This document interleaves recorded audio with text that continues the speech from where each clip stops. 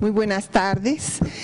Les damos la bienvenida aquí a su casa, al Instituto Nacional de Estudios Históricos de las Revoluciones de México, que inició sus actividades este 2014 presentando a los premiados con el reconocimiento a su trayectoria, a los historiadores, investigadores sociales destacados que decidió por unanimidad el Consejo de nuestra institución. Toca hoy que nos hagan favor de hacer su exposición los doctores José Luis Orozco y el maestro Héctor Jaime Treviño Villarreal. El doctor José Luis Orozco recibió el premio Daniel Cosío Villegas a la trayectoria en la investigación histórica sobre el México contemporáneo.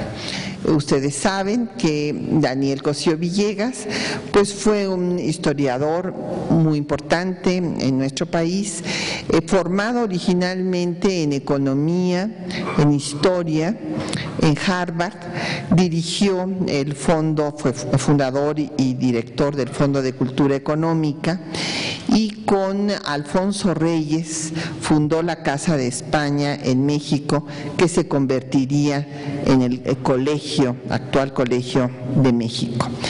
Son muchas las obras de Daniel Cosío Villegas, pero cabe recordar que él fue el que inició en nuestro país, y seguramente el doctor José Luis Orozco ahorita nos dirá sus puntos de vista al respecto, pero inició la forma de hacer historia en trabajos colectivos. Su historia moderna de México, su historia general de México, la historia mínima de México, todas ellas son obras colectivas. O sea, el doctor Daniel Cosío Villegas dirigió a un grupo de historiadores para que nos dieran estas obras. Este es un método de trabajo pues que desde que él lo inició hasta la fecha es el más socorrido.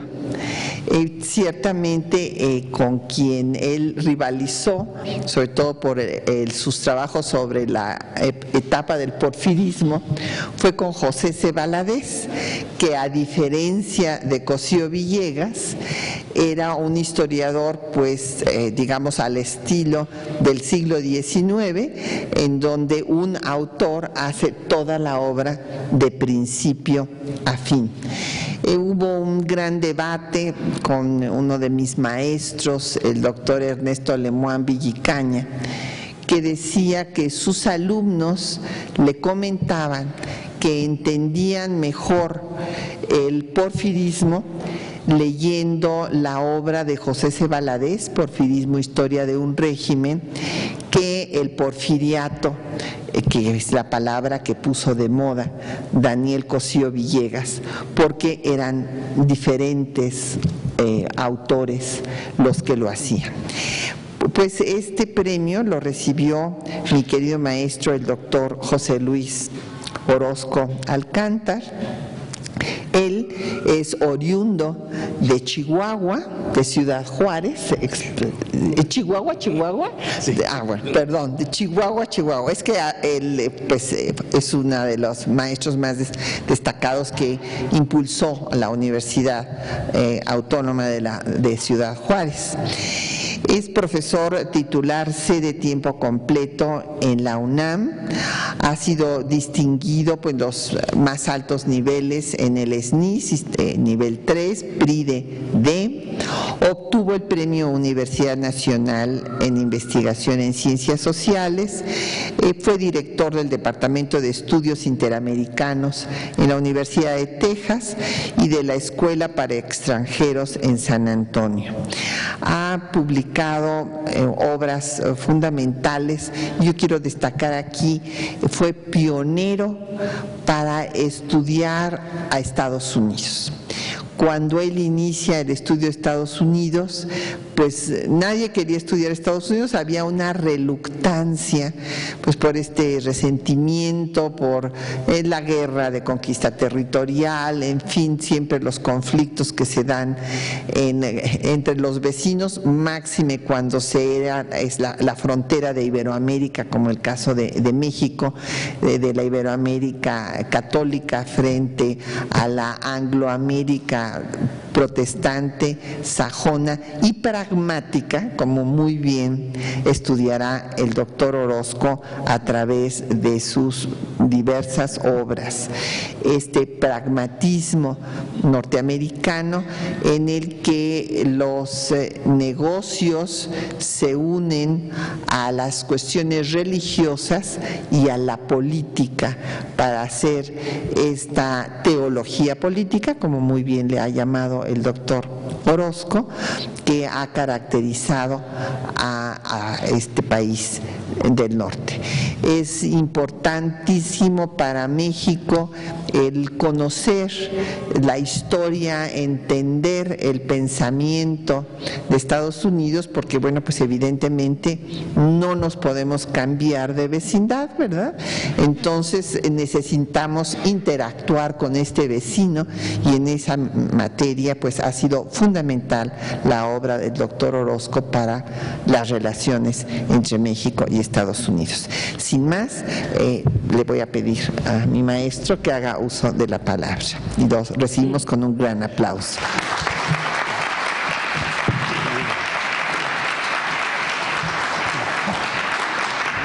Muchas gracias, muy amables.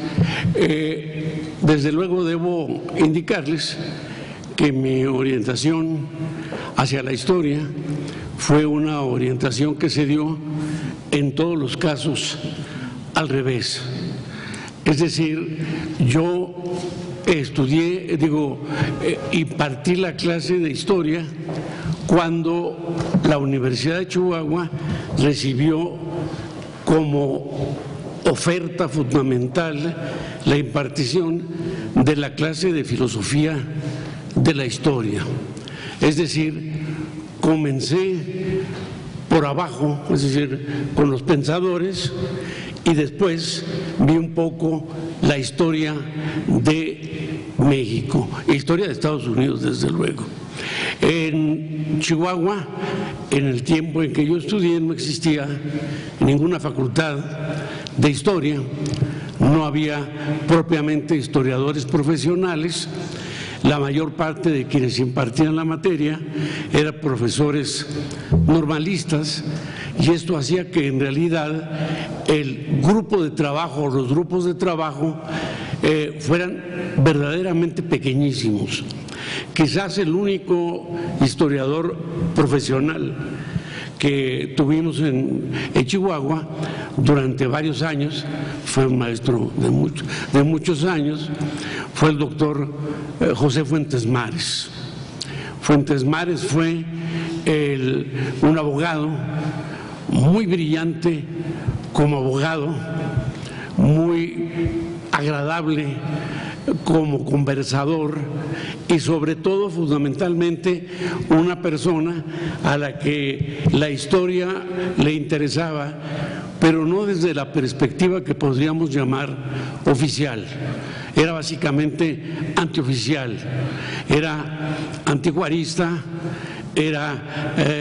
también era antinorteamericano, pero de cualquier manera la orientación propiamente que él nos dio fue una orientación entre empresarial, entre eclesiástica, de diferentes maneras que hizo que realmente la organización del pensamiento histórico fuera muy diferente a la que se podría encontrar en el resto de la República. Ahora, la cercanía con El Paso, Texas, en mi tiempo, hizo que cuando la universidad, cuando el llamado Colegio de Minas de la universidad se convirtió en University of Texas, en ese tiempo las primeras clases que se impartieron fueron las de ciencia política. Yo en lo particular había obtenido mi grado de abogado, pero me interesó desde luego la ciencia política y sobre todo me interesó algo que subrayaba la doctora Galeana, es decir, el hecho de que mientras los norteamericanos nos estudiaban aquí y allá, es decir, las gentes que iban de aquí iban a estudiarnos a nosotros allá, conforme al modelo de allá, y a su vez venían especialistas norteamericanos a estudiar a México. México Estados Unidos en ese tiempo era un universo totalmente desconocido.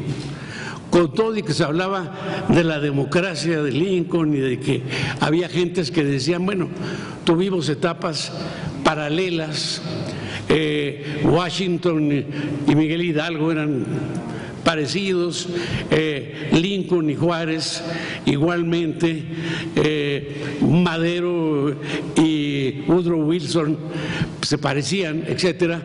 Todas las comparaciones eran absolutamente superficiales, absolutamente fuera de contexto y sin dar jamás a los Estados Unidos lo que podríamos llamar su esencia propia. El hecho de que la industria editorial norteamericana dominara por completo el mercado de la historia de Estados Unidos nos hacía que o leyéramos libros en inglés o libros traducidos del inglés, pero siguiendo los parámetros, las ideas fundamentales y prácticamente el universo norteamericano.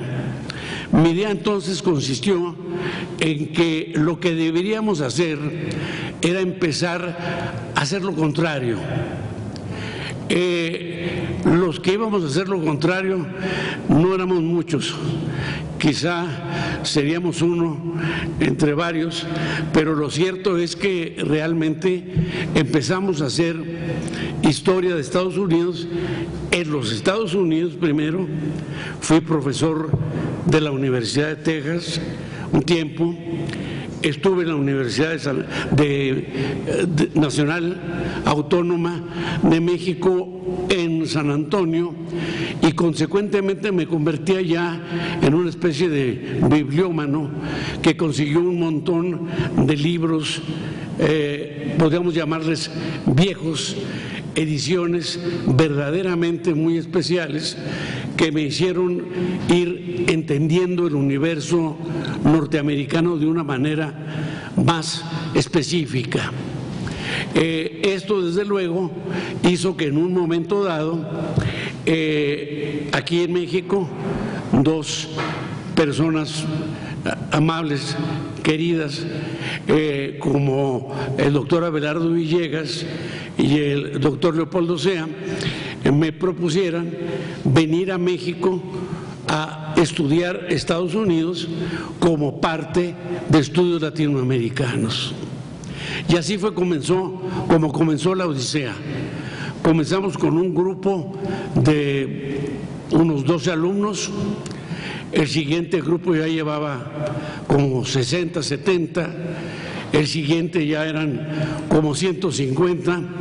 Tuvimos que cancelarlo y mandar al grupo a la Facultad de Ciencias Políticas. Esto hizo que la materia fuera creciendo de una manera verdaderamente impresionante.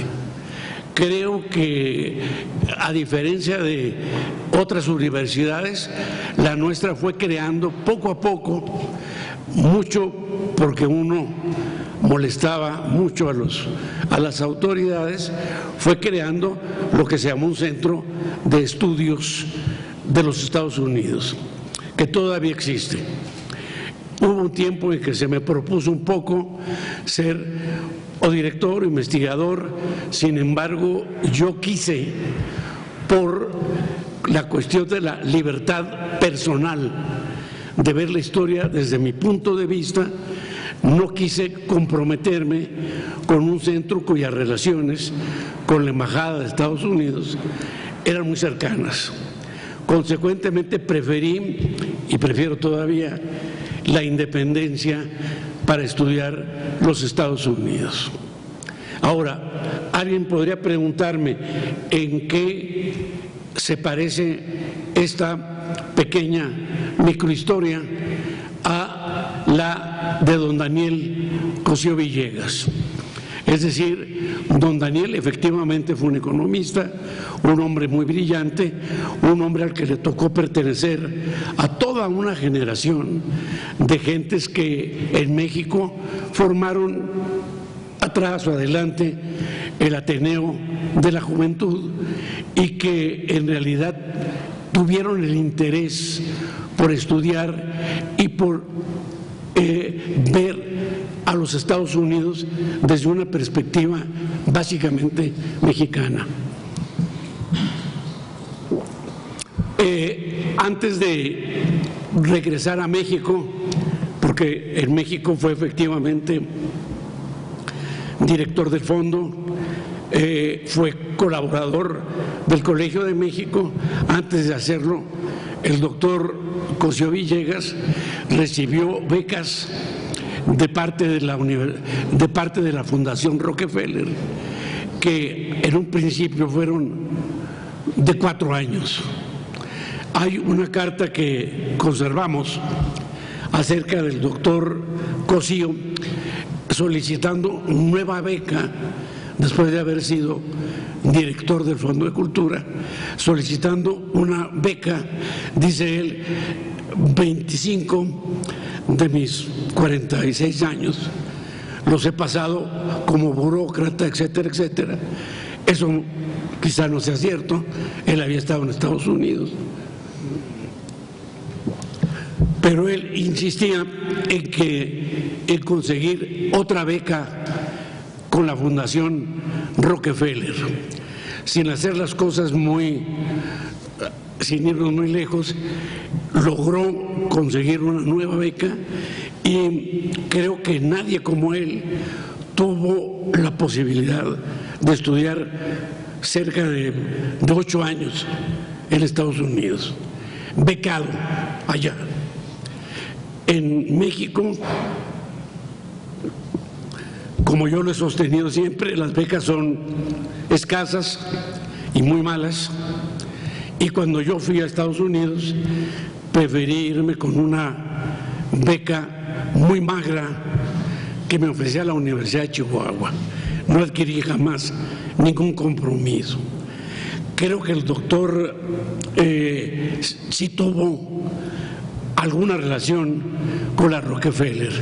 Hay una famosa charla de él con el director de la Rockefeller en México, donde les dice: señores, creo que es necesario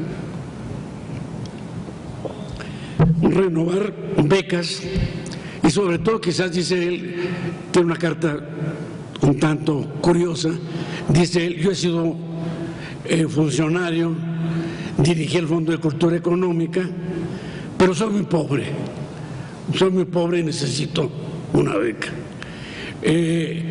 Ahí está quizás una diferencia. Él no era tan pobre y yo no era tan rico.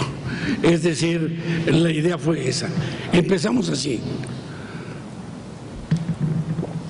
Empezamos a juntar efectivamente grupos de trabajo al llegar a México. Poco a poco, sobre todo ese sistema que tiene la UNAM de DEGAPA, me permitió ir formando año con año varios grupos de trabajo para dividir los diferentes aspectos de la vida política y social de los Estados Unidos.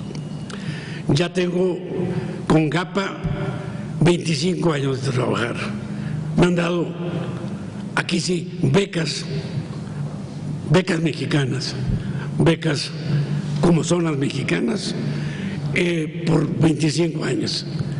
Ya llevo en la carrera más de 50 años. Es decir, he estado pues metido en el oficio de historiador por tanto tiempo que realmente apenas si recuerdo los días en que yo daba clase en inglés y para estudiantes norteamericanos y mexicanos, y luego daba clases en español para norteamericanos, y así. Hacía tantas combinaciones que no sé. Es decir, creo que mi carrera fue una carrera que quizá tuvo un punto de contacto con don Daniel. Los dos efectivamente pasamos aproximadamente 8 años en los Estados Unidos. La diferencia para mí, y por eso es que cuando se me ofreció esta distinción, yo dudé un poco, la diferencia es que él estudió a México en Estados Unidos, de acuerdo con los parámetros norteamericanos. Yo estudié a Estados Unidos en Estados Unidos. Es decir, ahí sí hubo una diferencia. Creo que lo que nos une es esa especie de pequeño ligazón de los 8 años. Ambos también fuimos, yo alumno, él compañero de José Fuentes Mares, y tuvimos relaciones más o menos muy superficiales. De esta manera creo que lo que he intentado hacer, pues me ha permitido hacerlo, porque hay algunos compañeros de la facultad, por aquí veo 2, que me han ayudado para hacer libros, para impartir clases, para prácticamente todo. Entonces, como les digo, los paralelos pues prácticamente no existen. Existen coincidencias, sí, pero no una relación que yo pueda considerar de, digamos, de semejanza total. Con esto creo que puedo terminar dando una idea general de lo que he sido y quién sabe si seguiré siendo.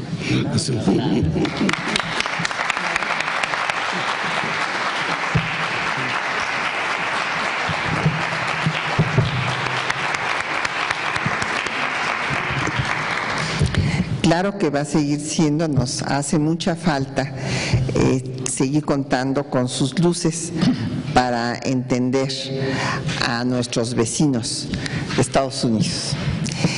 Vamos a escuchar ahora al maestro Manuel estaba ya dando el premio es Manuel González Ramírez, y lo recibió el maestro Héctor Jaime Treviño Villarreal. Nada más quisiera yo dar primero algunos datos de Manuel González Ramírez, que desde luego no es tan conocido como Daniel Cosío Villegas, porque bueno, Daniel Cosío Villegas ha tenido a toda una institución que ha sido el Colegio de México, que se ha encargado de difundir ampliamente su vida y su obra. Manuel González Ramírez era originario de Querétaro y se dedicó, bueno, primero a estudiar Derecho, después, igual que Cosío Villegas, tuvo diversos cargos dentro del gobierno, estuvo en Relaciones Exteriores, formó parte del Patronato de Historia de Sonora, fue director de la Escuela Nacional Preparatoria y lo importante por lo cual el Instituto Nacional de Estudios Históricos de las Revoluciones de México rinde homenaje a Manuel González Ramírez es que se dedicó a transcribir material hemerográfico y documental sobre sucesos muy importantes de nuestra historia, como la Guerra del Yaqui, la huelga de Cananea, sobre el magonismo, la Convención Revolucionaria de Aguascalientes y entre otras obras publicó Planes Políticos, que fue editado también por el Instituto Nacional de Estudios Históricos de las Revoluciones de México. Hizo asimismo antologías de personajes de nuestra historia como Ignacio Ramírez, Carlos Pereira, Emilio Rabasa. Y por este rescate de fuentes, pues es por lo que se da justamente el reconocimiento a Manuel González Ramírez al maestro Héctor Jaime Treviño Villarreal. Cabe decir que, bueno, este año pues el norte estuvo muy fuerte en los premios porque, bueno, pues Chihuahua y Nuevo León, ¿verdad? Se dejaron sentir aquí todo su trabajo dentro de pues el trabajo de ciencias sociales en México, en particular de historia. El maestro Héctor Jaime Treviño Villarreal es maestro normalista de educación primaria que hizo después su especialidad en ciencias sociales, licenciado en historia por la Universidad Autónoma de Nuevo León y tiene una larga y fructífera trayectoria en rescate y ordenamiento, conservación, protección, investigación y difusión de documentación histórica resguardada en los repositorios nuevoleoneses.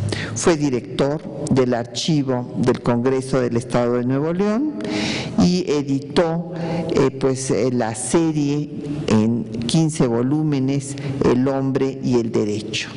Su trabajo como defensor de los archivos municipales es realmente ejemplar.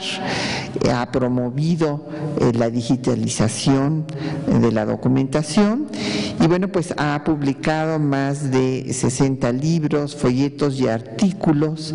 Y pues no quisiera ayudarles aquí la lista de todos ellos, mejor doy el micrófono al maestro Héctor Jaime Treviño Villarreal. Gracias. Un aplauso. Muy amable. En primer lugar, el agradecimiento al Instituto Nacional de Estudios Históricos sobre la Revolución en México y, lógicamente, a la maestra, la doctora Patricia Galeana, a la cual queremos, apreciamos y admiramos mucho por esa gran labor. Yo lo he dicho públicamente, la historia en México y los archivos en México es otra desde que las mujeres llegaron a dirigir y a participar en esto.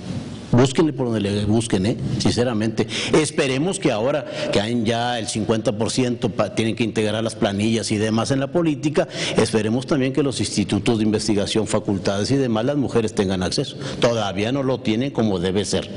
Sinceramente, yo las aprecio, las admiro y ojalá sigan en este camino arduo donde el machismo y la misoginia predominan todavía, y la misoginia en la historia de México, en la escritura de la historia de México, está presente todavía, a pesar de que ya se ha rescatado a muchas damas, personajes interesantes, grupos de mujeres que han participado. Sin embargo, todavía falta mucho que hacer. Y no nada más las mujeres deben hacerlo, nosotros también, los varones que andamos en los quehaceres archivísticos e históricos, tenemos que sacar adelante estas cuestiones porque no podemos marginar a nadie de la historia. Bien, con respecto a esta ciencia que nos apasiona, que nos gusta, verdaderamente yo quisiera hacer una reminiscencia y lo voy a hacer rápido. Disculpen porque si luego utilizo algunos modismos norteños, pues bueno, muy propio, ¿no? Treviño, Villarreal, Alanís, Garza, pues no creo que sea de otra parte, más que del norte y de Monterrey, cercano a Monterrey además. Yo nací en Sabinas Hidalgo, Nuevo León, está a 100 kilómetros al norte de Monterrey y a 125 kilómetros de Laredo. Fíjense más que interesante pueblo, jalonado por un lado por el área metropolitana de Monterrey y por el otro en Estados Unidos, donde muchos de mis paisanos se van de pasaporteados, les decimos allá, los pasaporteados, y otros de mojados en actividades legales y otras no muy muy legales. Y otros se van a trabajar y a estudiar a Monterrey.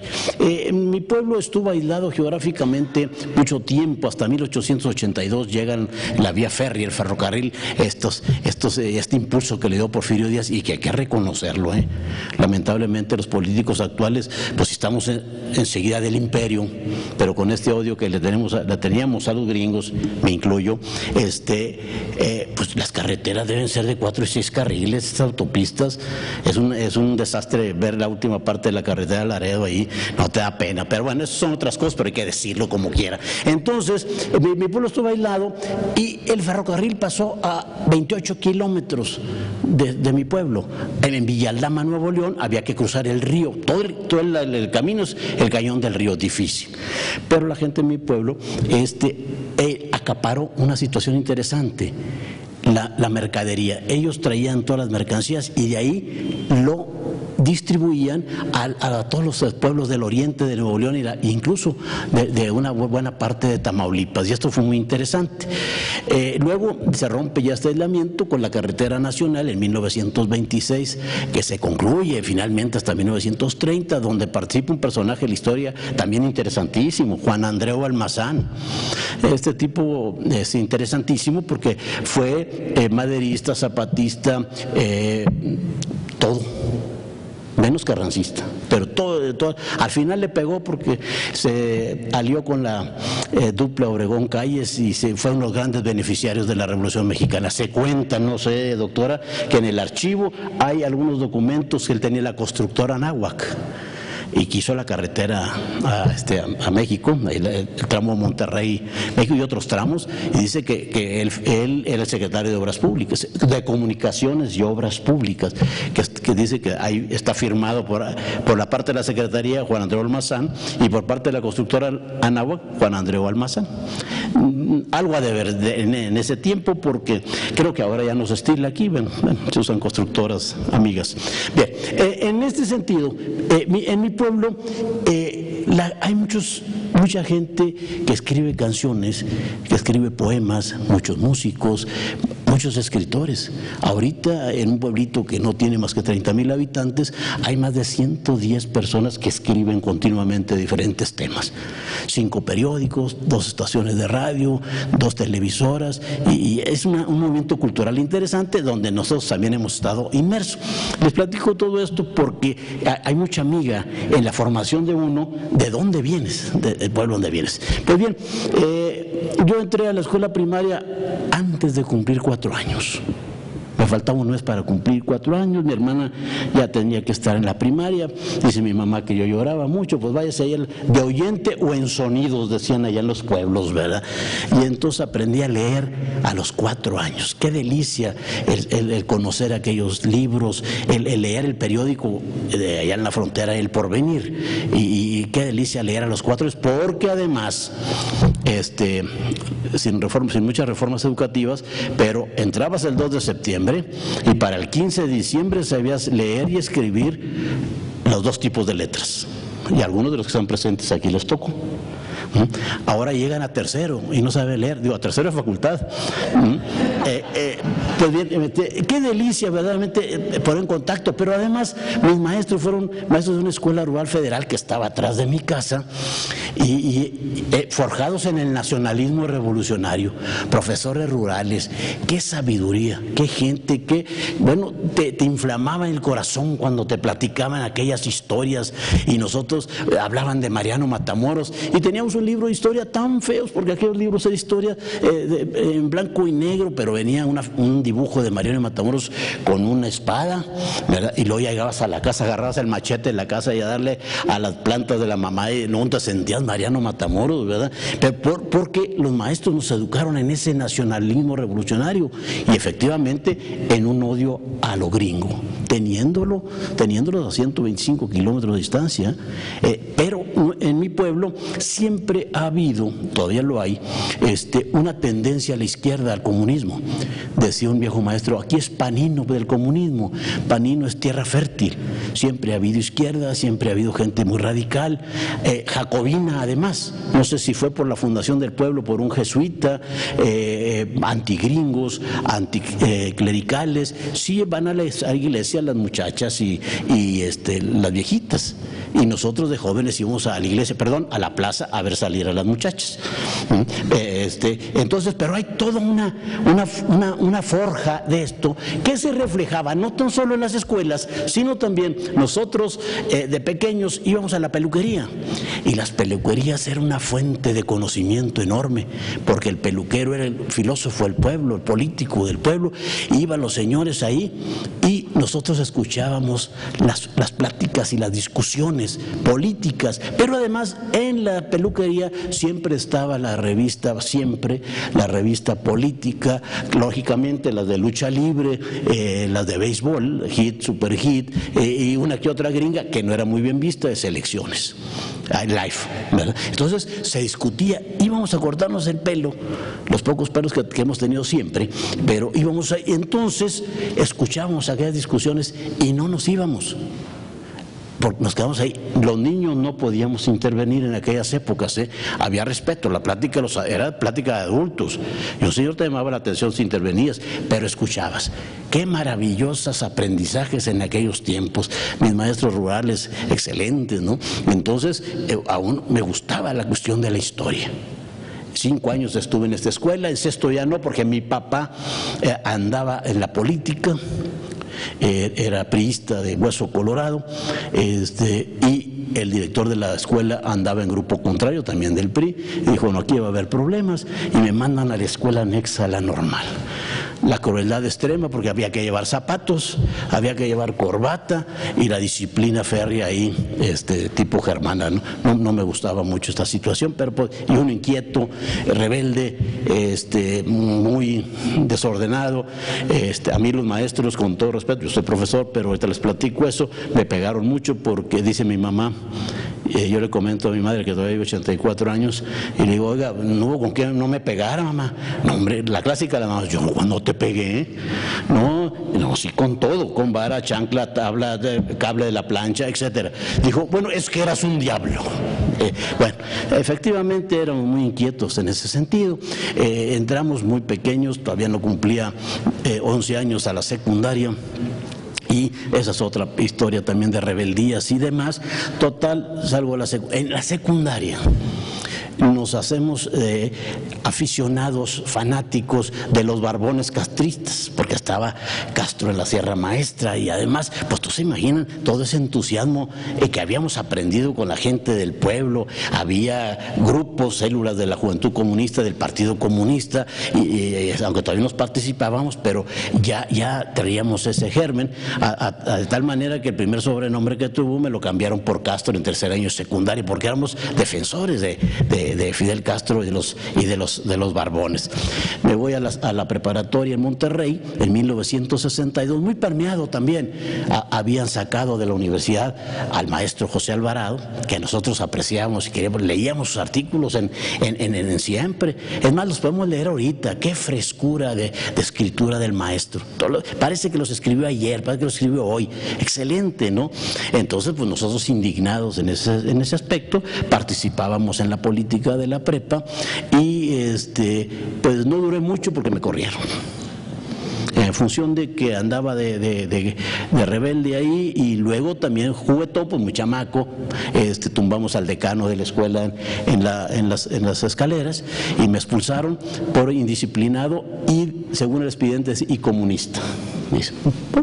Ahora, pero hay que llegarle a la casa y decirle al papá, que era una fiera, que había que regresar y seguirá estudiando, pero usted se tiene que mantener solo. Muy bien, pero ya para eso En este sentido, hay una cuestión muy interesante que a mí me marcó mucho.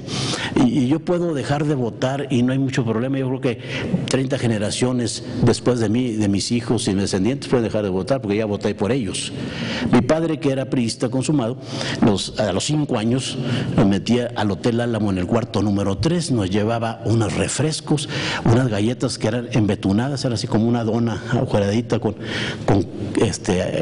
caramelo arriba, sabrosas, y chamaco de 3 años, y nos llevaba un montón de votos. Voten por el de la bandera, por póngalos, táchenlos.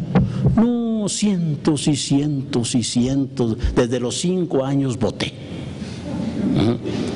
Y nosotros decíamos, pues, ¿por qué? Y luego ya la avanzaba en edad y le decía, oiga, ya estas cajas, si mañana son las votaciones.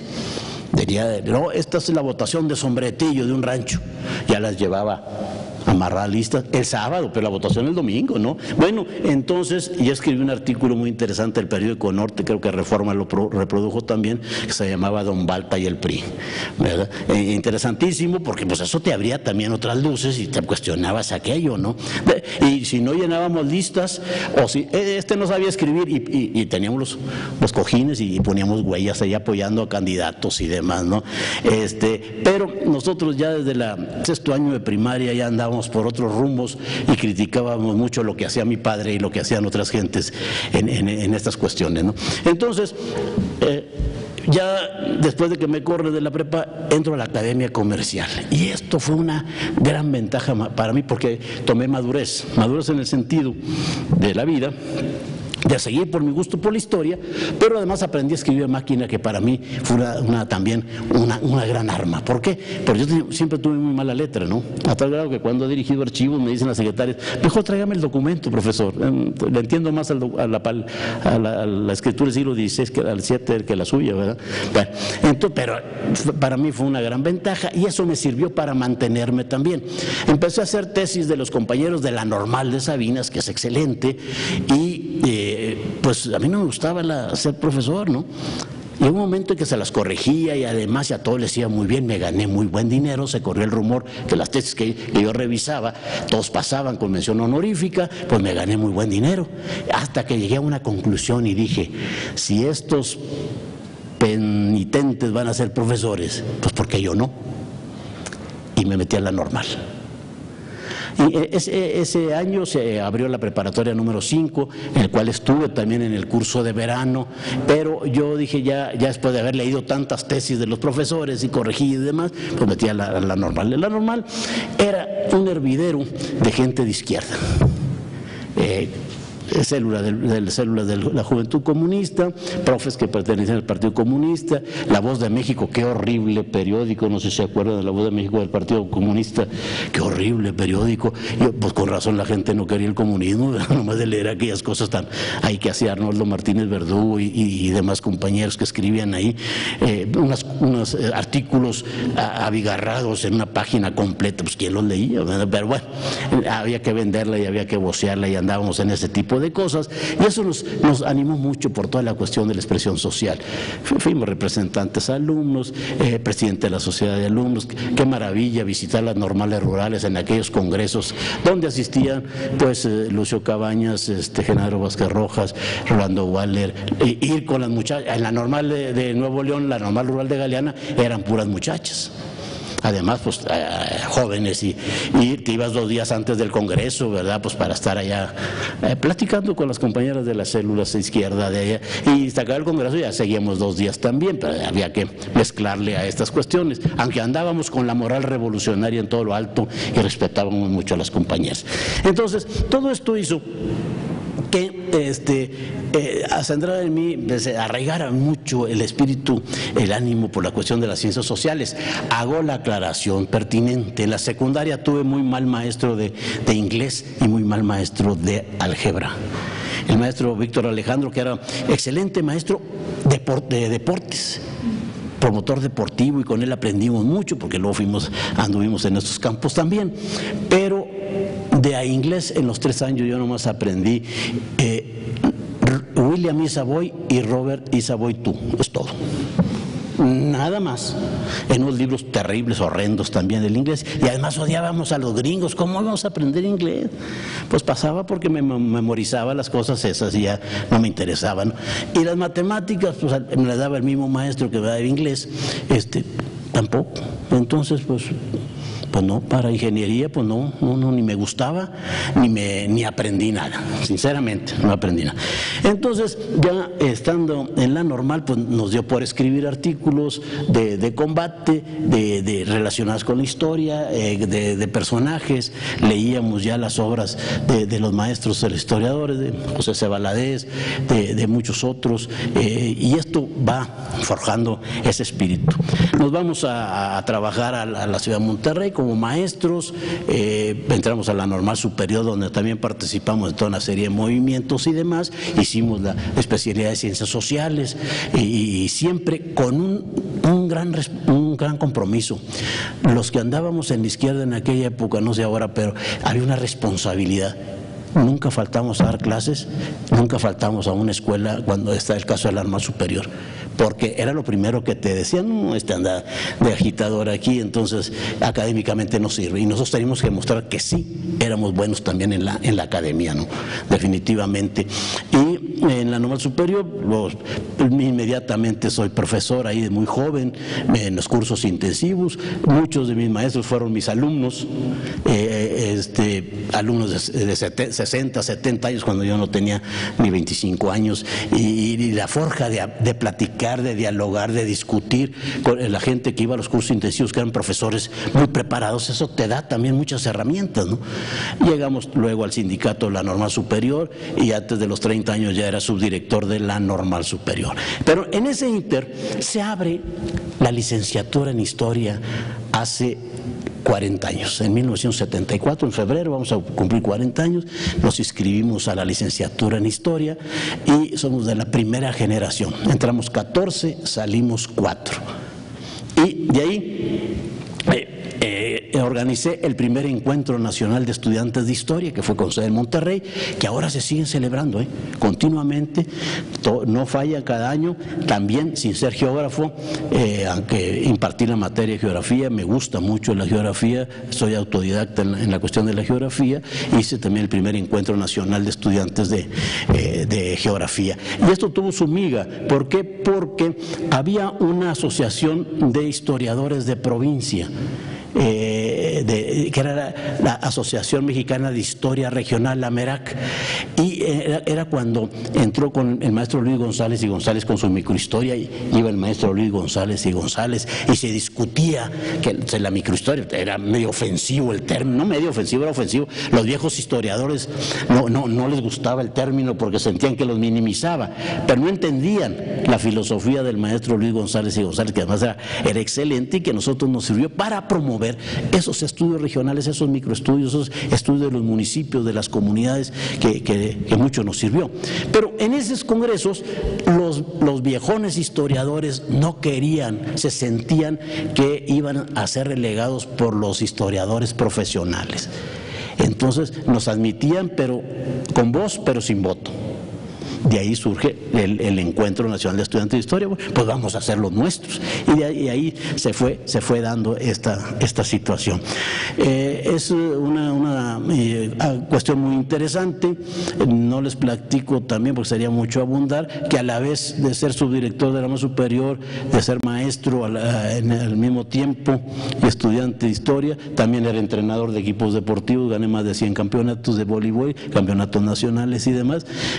Hemos sido hiperactivos en muchos otros sentidos, pero llegó un momento en que nos centramos en la cuestión de la historia. Ahora sí, dije, ya, basta la política y la grilla magisterial, porque siempre ha sido una grilla.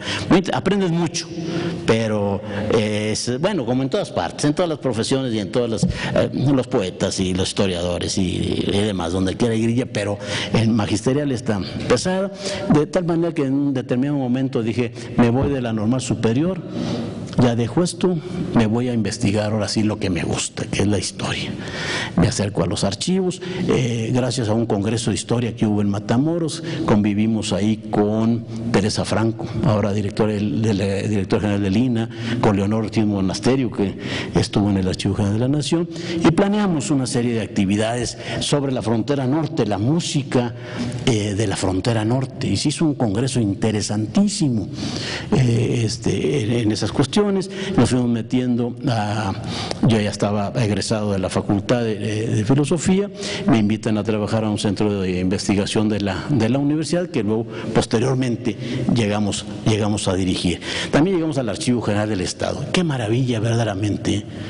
Ahí entendimos el valor de lo que había hecho Alejandra Moreno Toscano, de lo que había hecho Patricia Galeana, lo que había hecho Leonor Ortiz Monasterio y muchas otras mujeres en pro de los archivos, de aquellos repositorios olvidados, de estar luchando con alcaldes, con gobernadores, con gente que no le interesaba, que todavía no les interesa, que lo consideran el patito feo de la administración, depósito de viejos papeles y de viejos burócratas, porque cuando no hayan dónde poner a un señor ya mayor o una señora mayor, la mandan al archivo también ahí. Todavía sigue sucediendo. Cada 3 años tenemos que pelear con los alcaldes para que no tiren los archivos, para que no los conviertan en bodegas y demás. Es una lucha constante, perenne, pero es sumamente interesante, y más cuando te gusta estar en contacto con el material de trabajo y de estudio. Que fíjense nada más, encontrarse expedientes que ningún historiador ha trabajado, que un conocimiento nuevo que nadie lo ha trabajado, que nadie lo ha escrito. Yo creo que eso es para uno es lo máximo en esta profesión. Y luego escribirlo, ¿no? Investigarlo, escribirlo, y sigue la otra función del historiador, difundirlo, porque luego voy a decir unas palabras, luego se enojaban allá los investigadores en Nuevo León, porque les decía que algunos investigadores practican el onanismo cultural, ¿verdad? Se satisfacen solos. ¡Ay, qué buena investigación! No, hombre, la gozan solos. ¡Ey! Estás investigando con dinero del pueblo, tienes que darlo a conocer al pueblo. A algunos no se les da. Imposible que a un arqueólogo, con todo lo que manejan ellos, para que en lenguaje sencillo se lo den al pueblo. Entre sus pares, muy bien, y lo mismo nos pasa en la historia, Hay investigaciones excelsas, en nombre que para tus pares, para los congresos, que dices tú, no hombre, me quedó a todo dar, es verdad, merece publicarlo. Se publica y no se venden ni 14 libros. Y hay toda una serie de secciones de lo que uno mismo hace sus trabajos, los tiene que evaluar. A veces hay algún trabajo que te encargan, que no te gusta el tema, lo haces a fuerza y te pagan y no quedas conforme, lo publican y un éxito. Ah, caray. Bueno, no siempre se da, pero sí los tenemos. Cada historiador tiene que valorar todos estos nichos. Hay algunas investigaciones que dicen, este cabe aquí a la mitad, este cabe acá y este cabe. Ya si consigues uno acá arriba y que todo el mundo lo comente y lo compre y se venda y te deje regalías y demás, bueno, esa es otra cuestión. Pero para que deje regalías necesitas escribir libros de texto escolar. Y también yo escribí libros de texto escolar por mucho tiempo, fueron exitosos. En lugar de tomarme una cerveza, pues ahora me tomo 2, afortunadamente, con las regalías. Entonces, en este sentido, pues llegar a los archivos fue lo máximo. Yo les llamo los archivos conciencias en asomo. Hay funcionarios y burócratas de todo tipo. El archivo muerto, no existen archivos muertos, compañeros. Ahí están los documentos y tienen mucho que decir, requiere el investigador. Y nuestros repositorios documentales están esperando a muchos investigadores. Yo no concibo que en escuelas de historia o facultades donde se imparte la licenciatura en historia, que el alumno no vaya a los archivos. Tenemos algunas que no van a los archivos. No, yo sé que no es lo único. Están las investigaciones bibliográficas, está la historia oral, que es una herramienta también muy interesante, pero el historiador, el estudiante de historia debe de ir continuamente al archivo desde el primer semestre. Hay que invitarlo y que escriba desde el primer semestre también, bien o mal, pero hay que irlo metiendo ese tipo de cosas, ¿no? Entonces, esto es una gran maravilla. Y la temática, los que son historiadores aquí lo saben, variadísima. No, hombre, de todo te encuentras, y a veces se queja uno de la burocracia nuestra, heredada de los españoles. Y no sé si las etnias también tendrían esa burocracia. Se queja de tanta papel cuando andamos en el mundo oficial, pero si no fuera por esos informes y por esas cosas. Terrible, te encuentras un expediente por ahí, oye, un hecho de un tipo mata a otro porque le andaba ganando a la señora, pero además describen todo. Lo mató a puñaladas, pues no había fotos, ponían el puñal y dibujaban el contorno. ¡Qué maravilla! Fíjense nada más, y aquí lo ven ustedes en el ramo de Inquisición del Archivo General de la Nación, ¿no? Los tormentos, le aplicamos el torniquete, le dimos 3 vueltas y la mujer dijo, ay, así está escrito. Yo no sé por qué los guionistas de televisión de las telenovelas no van a los archivos. Ahí hay material para hacer telenovelas, pero enormes, ¿no? Y a propósito de ese archivo de la Inquisición, todo el mundo piensa que está lleno de judaizantes, de brujería, y chamanes y brujos y demás. No, yo creo que la mayor parte, bueno, una muy buena parte es de un delito que se llama solicitación, muy penado por la Nueva España, es cuando los sacerdotes o las monjas solicitaban a las damas, a los niños, a las niñas, a los caballeros, algún favor de tipo sexual. Y está lleno, Y luego lo vas al chisme, pues a ver qué le hicieron a este cura. ¿Qué hizo? No, lo cambiaron de parroquia o se murió de viejito, porque el proceso, toda cuestión con la época moderna, bueno, es mera coincidencia. Hay que diga el padre Maciel alguna cosa, si es que puede decirlo, ¿no? Pero es muy interesante, así de esa temática, pero hay informes de gobernadores, informes de frailes, de misioneros. ¿Cómo no le va a gustar a uno la historia con estos repositorios documentales? Por eso yo siempre digo, los archivos son conciencias en asomo. Acabamos de estar ayer en la Secretaría de Educación de Nuevo León, estamos impulsando porque se rescate el archivo. No, aquello es terrible, ¿no? Depositado en 8 escuelas diferentes, en muy mal estado. Afortunadamente el que dirige el archivo, no lo dirige, es un muchacho que conocemos de hace más de 20 años, él y otra secretaria, es el que saben de todo donde está. No tienen escrito ni guías, maestra. Él lo tiene acá. Si le dije, pues se le va a jubilar, se le va a morir y luego. Y él te sabe cajas y demás, pero traigo unas fotos.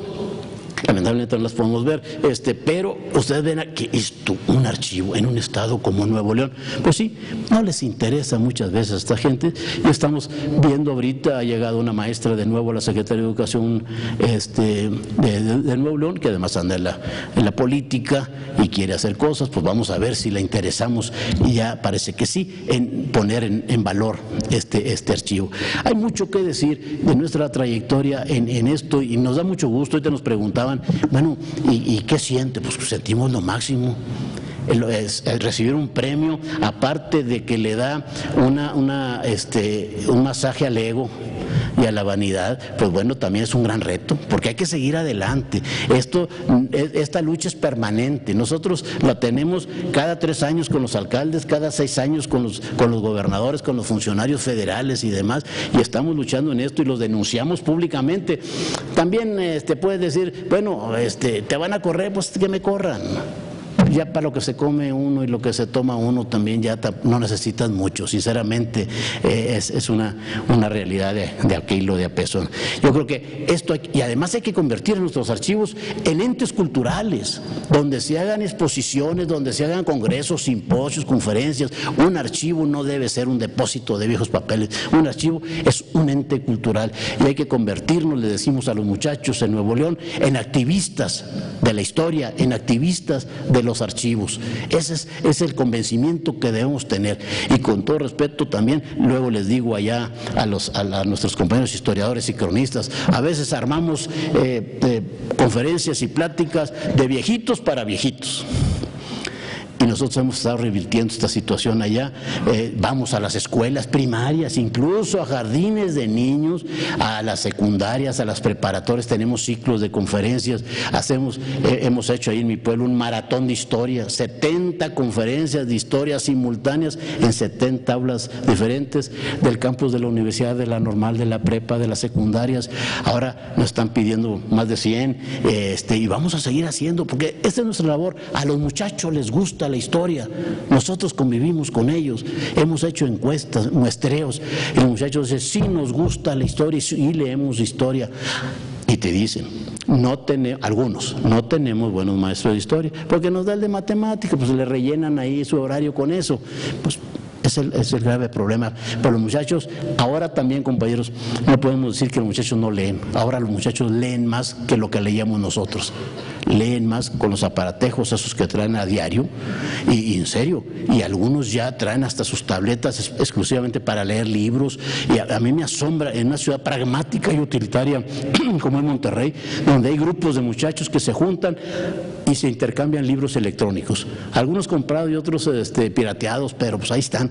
Entonces los muchachos leen, y sí se lee en México, se lee mucha revista, no se leen libros, se leen muchas revistas.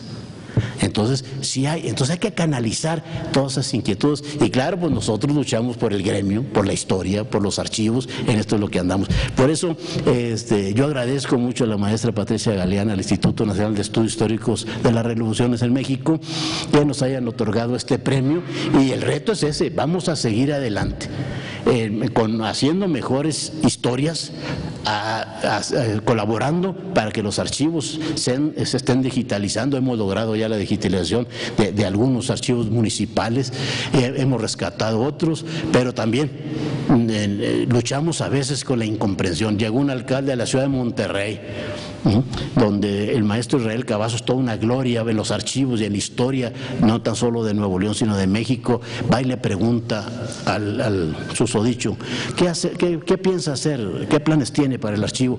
Dijo, deje los últimos 5 años, lo demás tírelo todo, hombre, eso no sirve.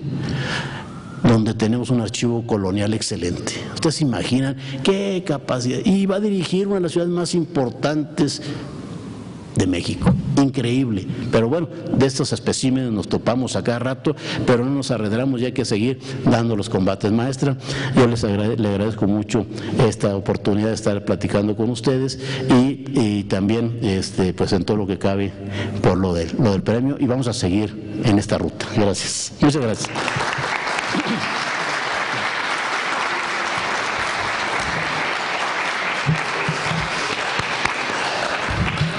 Muchas gracias. Sacar a los archivos de esta contracultura que habla, en efecto, de los archivos muertos.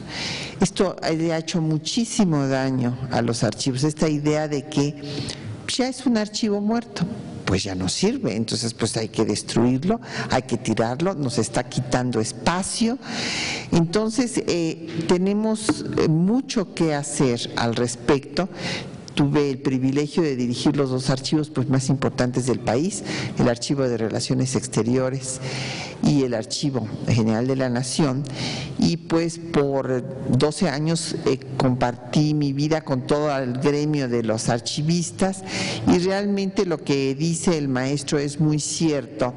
La ignorancia de muchas autoridades ha hecho que los documentos de nuestra historia muchas veces estén refundidos en el peor espacio del edificio, y que a los archivistas pues sean personas a las que se les manda literalmente a una zona de castigo. Si hay una persona conflictiva, pues se le manda al archivo. Y si hay y por otra parte, bueno, es penoso decirlo, pero es la realidad, a personal de intendencia, cuando se le pretende ascender, pues entonces se le manda al archivo. Pero hay una cosa que también nos hace mucha falta, que es la carrera de archivística, carreras de archivonomía. Es una pena. Quien tuvo una gran visión en este tema fue don Jaime Torres Bodet, que cuando fue secretario de Educación Pública fundó la Escuela Nacional de Biblioteconomía y Archivonomía en una ceremonia con el presidente de la República en el Palacio de Bellas Artes. Su discurso realmente es fundamental. Dice que el día que México cuente con archivistas y bibliotecarios se haría una gran revolución cultural. ¿Por qué? Porque entonces se pondrían los documentos al servicio de todos los estudiosos en las diferentes materias y de la ciudadanía, y los libros. Lamentablemente esta escuela no contó desde entonces a la fecha con el apoyo que debería de tener, y los archivos siguieron siendo zonas de castigo, alimento de roedores, y la imagen del archivista pues es un señor que está trabajando entre polvo y telarañas. Y entonces en la Universidad Nacional, por ejemplo, en la Facultad de Filosofía y Letras, se abrió la carrera de archivonomía. ¿Y saben qué? Que no había alumnos. Ni tampoco, bueno, también eso decían las autoridades, que tampoco se conseguían maestros. Entonces se cerró la carrera de archivística. ¿Por qué se cerró? Porque los jóvenes decían, no, yo irme a trabajar ahí en el sótano entre los ratones y las arañas, no es atractivo, no me interesa. Pero olvidaron darse cuenta que los archivos son verdaderos tesoros fascinantes. Son los documentos que soportan la información para hacer historia. Evidentemente yo estoy de acuerdo en que hay, desde luego, para algunas etapas de nuestra historia, la historia oral nos ha apoyado mucho, pero la historia documental, la que está basada en los documentos, es fundamental. Una persona puede haber escrito una mentira, sí, evidentemente, pero por eso está el historiador, para cotejar con diferentes documentos y ver qué fue lo que se escribió sobre tal o cual hecho. Entonces, los archivos son vitales para la historia. Ahora tenemos ya finalmente una ley de archivos por la cual pugnamos desde 1890, pero bueno, finalmente ya se hizo. Tardó mucho, como ustedes se dan cuenta, el proceso. Pues primero vino la ley de transparencia y acceso a la información, que salió en forma equivocada porque se quiso abrir lo que no estaba ordenado. Entonces había unas crisis terribles porque la ciudadanía pedía la información y entonces se contestaba que no existía, pero bueno, no existía porque pues había montones, había cerros de papeles sin organizar, por falta de archivistas, por falta de presupuesto para los archivos, y entonces era una cantidad de conflictos. Me tocó ser asesora, anduve por todos los estados, en todos los estados había los mismos conflictos porque se hicieron las cosas al revés. Primero se debió haber hecho una ley de archivos, luego una ley de datos, protección de datos personales, y después una ley de transparencia y acceso a la información. Pero como era más vistoso políticamente abrir los archivos, que el PAN abriera los archivos del PRI, pues entonces eso fue lo que se hizo rápidamente. Y ya la ley de archivos y ya la ley de datos personales, pues era lo de menos, ya vendría después. Y bueno, ya finalmente ya la tenemos, pero todavía nos falta muchísimo por avanzar para poder organizar toda la memoria documental, el patrimonio documental de México. Entonces ese es un tema central. Y el otro tema que tocó el maestro Héctor Jaime Treviño Villarreal es el tema de la ausencia de las mujeres en la historia y en la historiografía, ¿verdad? Hasta el trabajo de Charles Tuvey no se había hecho la historia de las mujeres no existían prácticamente en la historia, y tampoco existían los premios que llevaran nombres de historiadoras, pero ya tenemos 2 premios.